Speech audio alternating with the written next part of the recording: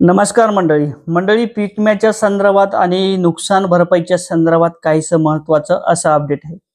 बऱ्याच शेतकऱ्यांना प्रश्न पडलेला आहे की आजपर्यंत केवायसी केल्यात 8 दिवस झाले, 15 दिवस झाले, महिना झाले, परंतु काही गावाच्या केवायसीच्या याद्या आलेल्या आहेत, काही शेतकऱ्यांच्या केवायसी सुद्धा झालेल्या आहेत.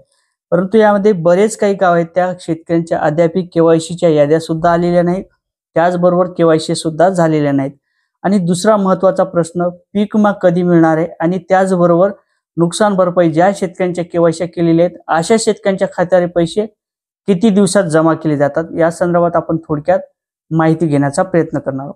तर मित्रांनो, मी गणेश ठाकरे, कृषी न्यूज या चॅनलवर जर आपण नवीन असाल तर नक्कीच एक वेळ चॅनलला सबस्क्राईब करा. म्हणजे या साईडला एक बेल बटन, घंटीचं बटन दिसेल, सबस्क्राईबचं बटन दिसेल, सबस्क्राईब दाबल्यानंतर बेल बटन दिसेल घंटीचं, त्याच्यावरती क्लिक करा जेणेकरून आपल्याला नवीन व्हिडिओ पडल्यानंतर लगेच तुम्हाला पाहायला मिळेल.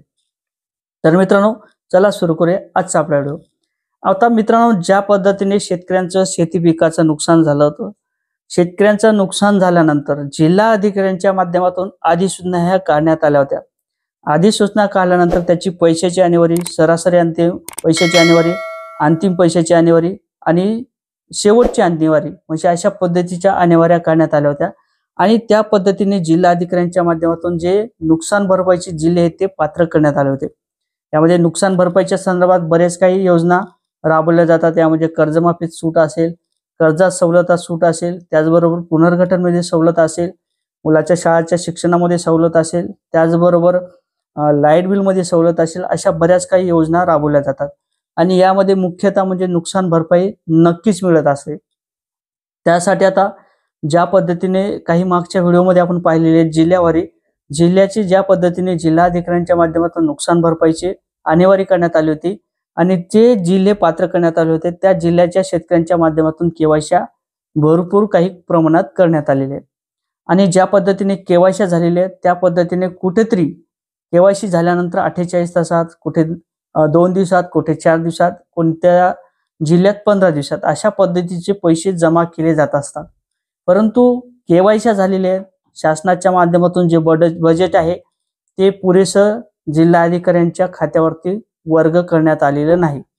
कृषी विभागाच्या माध्यमातून ज्या पद्धतीने जो डाटा आहे तो जिल्हा अधिकाऱ्यांना देण्यात आलेला आहे आणि जिल्हा अधिकाऱ्यांच्या माध्यमातून जो डाटा आहे तो आपल्या मुख्यमंत्री फडणवीस साहेब यांना पूर्तता पाठवण्यात आलेला आहे. परंतु जो निधी आहे ते देवेंद्र फडणवीस यांच्या माध्यमातून किंवा राज्य सरकारच्या माध्यमातून ते निधी पुरेसा जिल्हा अधिकाऱ्यांना ट्रान्सफर करण्यात आलेला नाही. त्या कारणाने पैशाला विलंब नक्कीच होत आहे. परंतु विलंब जरी झाला तरी सुद्धा तुम्हाला पैसे मिळणार आहेत.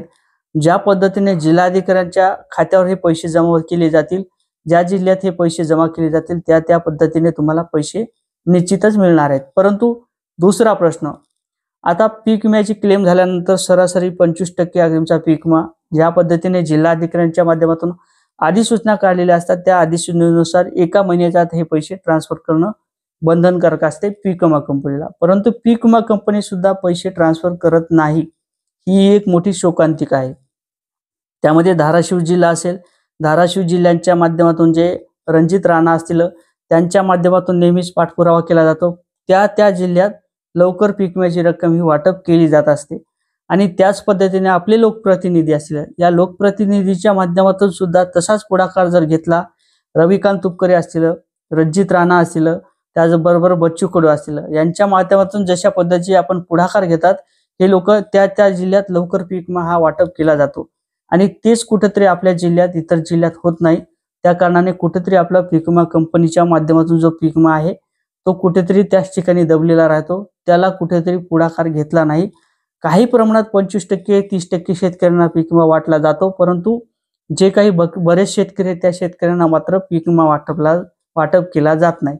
ही एक मोठी शोकांतिका आहे. यामध्ये आता बजेट कशा पद्धतीने प्राप्त केले जाते, जिल्हाधिकारी यांना कशा पद्धतीने हे बजेट वाटप केले जाते आणि त्याचबरोबर पीक विमा कंपनीवर कशा पद्धतीचं शासनाच्या माध्यमातून वचक बसते हेही सुद्धा पाहणं महत्त्वाचं ठरणार आहे. परंतु मित्रांनो, आता तुम्हाला वाटेल बराच काही व्हिडिओ लांबवलेला आहे परंतु तारीख सांगितली नाही.